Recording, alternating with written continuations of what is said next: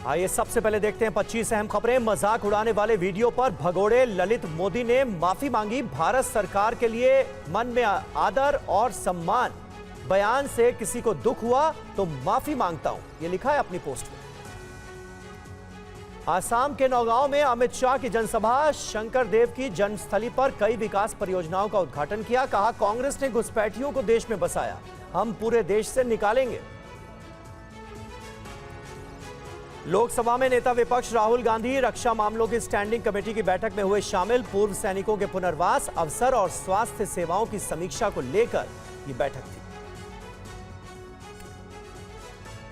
संघ की अलकायदा से तुलना वाले मणिक्कम टैगोर के बयान पर बोले हुसैन दलवाई, आरएसएस के स्वयंसेवक भी हिंसा का हथियार लाठी लेकर चलते हैं तो वो भी आतंकी हैं। बेटे के बाद बहू को पद दिलाने की तैयारी में उपेंद्र कुशवाहा। साक्षी मिश्रा को राज्य नागरिक परिषद में उपाध्यक्ष बनाने की तैयारी। मधुबनी से विधायक बने माधव आनंद की वजह से खाली हुई है सीट।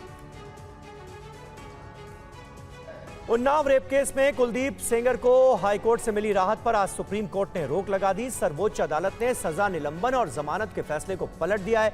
नोटिस जारी कर 4 हफ्ते में जवाब भी मांगा है। अरावली पहाड़ी की परिभाषा मामले में सुप्रीम कोर्ट ने 20 नवंबर के फैसले पर रोक लगा दी है। कोर्ट ने कहा है कि पुराने रिपोर्ट की दोबारा जांच होगी और विशेषज्ञों की हाई लेवल कमेटी भी बनाई जाएगी।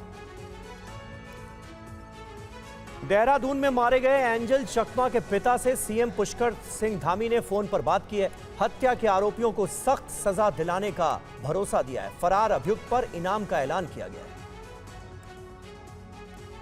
देहरादून में त्रिपुरा के छात्र की हत्या पर अखिलेश यादव का पोस्ट। नफरती लोगों की बेहद घृणित मानसिकता का बताया दुष्परिणाम।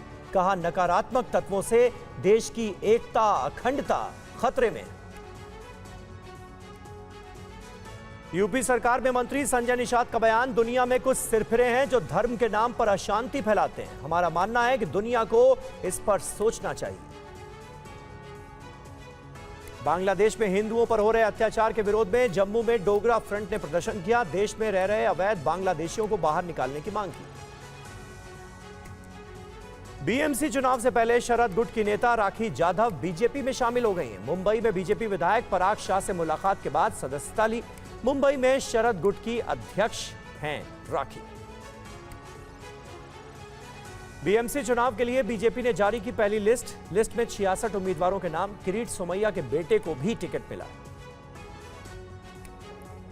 बीएमसी चुनाव में टिकट के लिए उद्धव ठाकरे के घर मातोश्री के बाहर दावेदारों की भीड़। टिकट नहीं मिलने पर रोते दिखे कार्यकर्ता। धारावी से मातोश्री पहुंचे थे चेतन राजेंद्र और अंजलि राजेंद्र सूर्यवंशी। पुणे निकाय चुनाव के लिए उद्धव ठाकरे की पार्टी और कांग्रेस का गठबंधन हो गया है। 60 सीट पर कांग्रेस, 45 सीट पर उद्धव ठाकरे की शिवसेना चुनाव लड़ेगी। बीएमसी चुनाव के लिए आज से नामांकन शुरू। कोल्हापुर में गाजे बाजे के नामांकन करने निकले कांग्रेस उम्मीदवार। नए साल को लेकर मौलाना शहाबुद्दीन रजवी बरेलवी ने जारी किया फतवा। कहा, शरीयत की रोशनी में नए साल पर जश्न मनाना नाजायज है।